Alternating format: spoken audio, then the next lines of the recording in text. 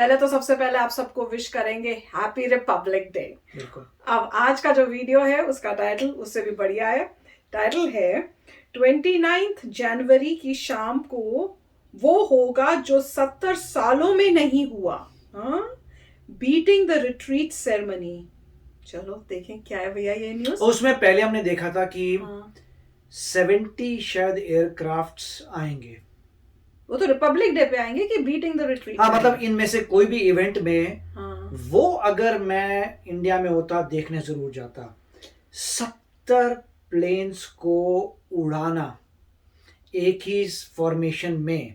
अब ये पता नहीं 70 के 70 जो है एक ही फॉर्मेशन में ऊपर से जाएंगे तो वो देखने वाली बात होगी कि 70 प्लेन्स आपके ऊपर से जा रहे हैं।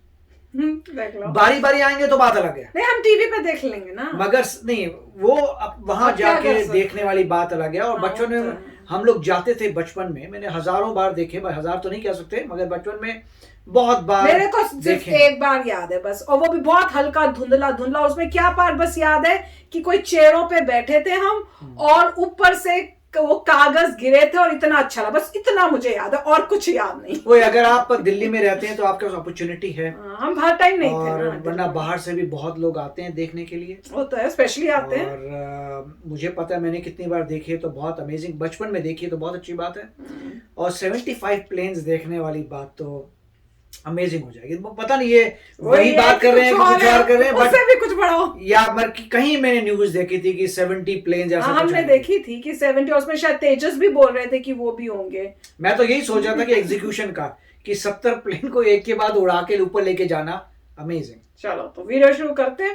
वीडियो शुरू करने से पहले अगर आप चैनल पर नए हो और आपने अभी तक सब्सक्राइब नहीं किया तो जल्दी से पहले सब्सक्राइब के बटन और बेल आइकन को क्लिक कर लो ताकि आपको हमारे सारे न्यू वीडियोस का नोटिफिकेशन मिल जाए जैसे हम अपलोड करें। अगर आपको वीडियो पसंद आती है प्लीज लाइक एंड शेयर। चलिए शुरू करते हैं।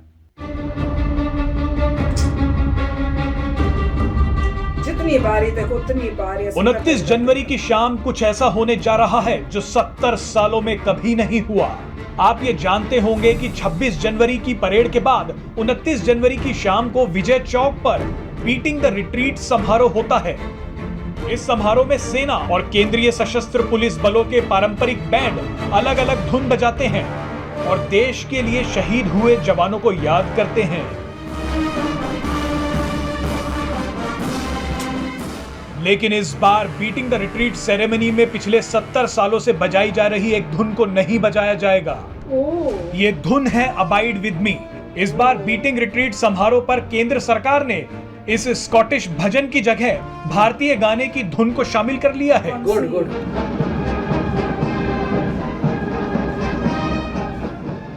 सबसे पहले आप समझिए कि अबाइड विद मी है क्या। ये ईसाई धर्म का एक लोकप्रिय भजन या प्रार्थना है। हिंदी में अबाइड विद मी का मतलब है मेरे साथ रहो।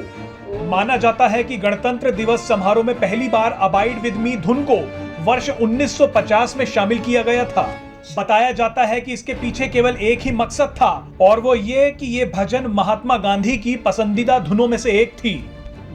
लेकिन आपको जानकर आश्चर्य होगा कि इस बारे में कोई ठोस जानकारी नहीं मिली है।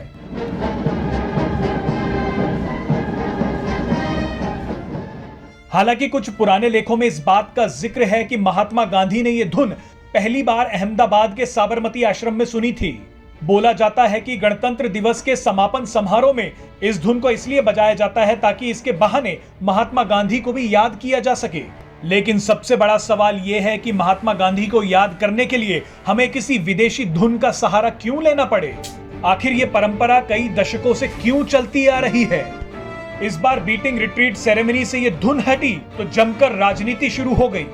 लेकिन आज आप खुद तय कीजिए कि भारत के लोग अपने गणतंत्र दिवस पर अपनी भाषा और अपनी संस्कृति के गाने सुनना चाहेंगे या उन गानों को जिन्हें अंग्रेजों ने हम पर थोपा था।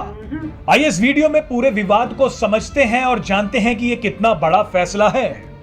पुराने जमाने में जब बीटिंग द रिट्रीट शुरू हुआ था तो उसमें ज्यादातर अंग्रेजी धुनें ही बजाई जाती थी, क्योंकि रॉयल इंडियन आर्मी या रॉयल इंडियन एयरफोर्स में भारतीय धुनें नहीं होती थी, उसमें सिर्फ अंग्रेजी धुनें ही होती थी।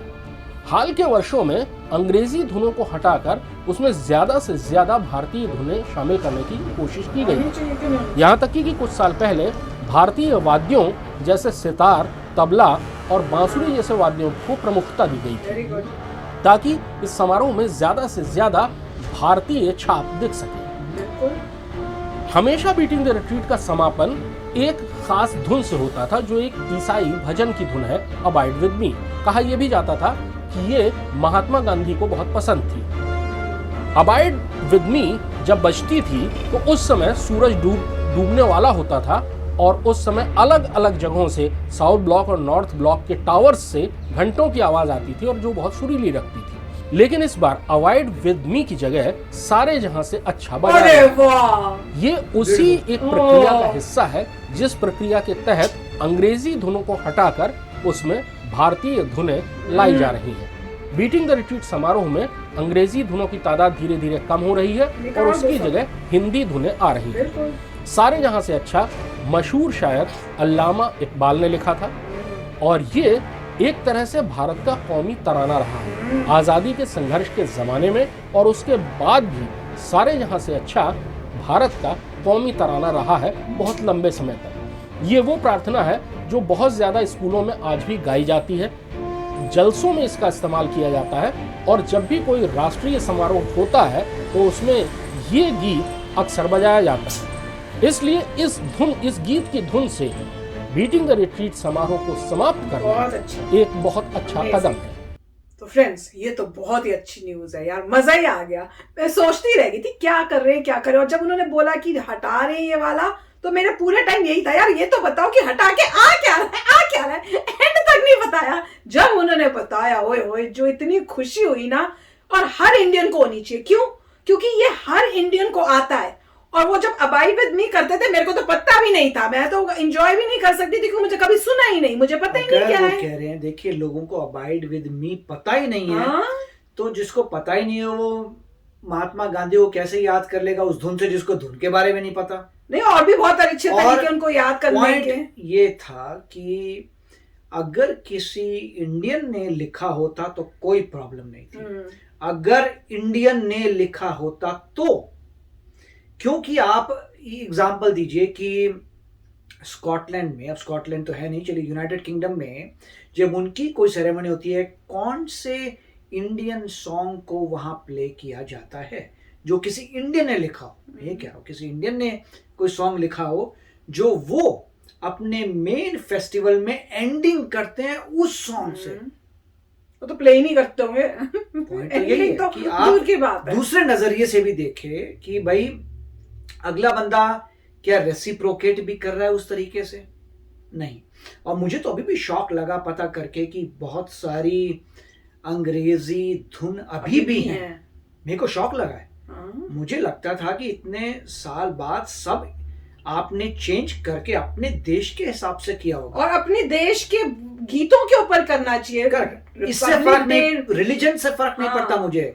अगर किसी भी इंडियन ने अगर लिखा है तो बिंदास, अगर इंडियन ने लिखा है, और आप अपनी कंट्री में अपने लोगों के बारे में ही सॉन्ग बजाएंगे जो इंडियन ने लिखे हैं, तो मेरे ख्याल से नहीं, और कंट्री से रिलेटेड होना चाहिए, क्योंकि आप कंट्री को सेलिब्रेट। अगर कोई बाहर का इंसान लिखता है तुम्हारी कंट्री के बारे में, तो भी मैं कहता हूँ नहीं। अच्छा, किसी ने बहुत अच्छा सॉन्ग है, किसी बाहर वाले लिखा, मुझे नहीं, अपने वो भी इंडियन होना चाहिए जिसने सॉन्ग लिखा हो। सारे सॉन्ग इंडियन के लिखे हुए होने चाहिए, वही होने चाहिए। और अगर नहीं हुआ है तो पता नहीं क्यों नहीं हुआ। और बहुत अच्छी बात है कि गवर्नमेंट अब कह रही है कि ये क्या चल रहा है। नहीं, और हैरानी की बात ये थी कि कह रहे हैं कि उसके ऊपर पॉलिटिक्स कर रहे हैं लोग, उसके अगेंस्ट बोल रहे हैं। कोई सोच के बोलो हर चीज। देखिए, अगर वाकई लोग लॉजिकली देख रहे हैं तो बोलेंगे कि यार अच्छा ये बताओ कि तुमने लिया ये किसी अंग्रेज ने, मुझे पता नहीं किसने लिखा है, अज्यूम करिए अंग्रेज ने लिखा था, अंग्रेज का आप बजा रहे हैं अपने फंक्शन में, खत्म करते हुए अपनी इतनी मेजर इवेंट को। उसी तरीके से क्या किसी इंडियन के लिखे हुए गाने को क्या वो लोग बजा रहे हैं किसी भी फंक्शन में? नहीं। तो वो तो देखना पड़ता है, और मेरे ख्याल से बहुत ही अच्छा कार्य हो रहा है। बहुत ही और कि इसमें आप जैसे ये बोल रहे हैं कि वो क्रिश्चियन सॉन्ग है, मुझे उससे फर्क नहीं पड़ता। आप कोई भी रिलीजन का लेके आइए, एज लॉन्ग एज वो इंडियन ने लिखा है, तब आपको लगेगा ठीक है हमारा इंडियन ने लिखा है, आप कर रहे हैं, सर वेरी नाइस।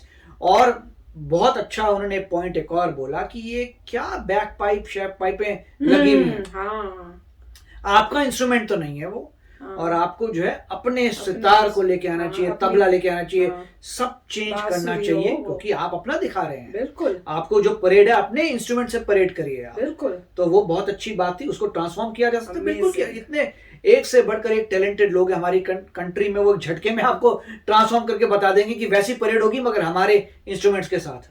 मजा ही आ गया। Very nice. मैं तो सच्ची में, मैं तो सुन के इतना लगा कि यार wow, what good changes, Very good। Brilliant brilliant idea, brilliant move.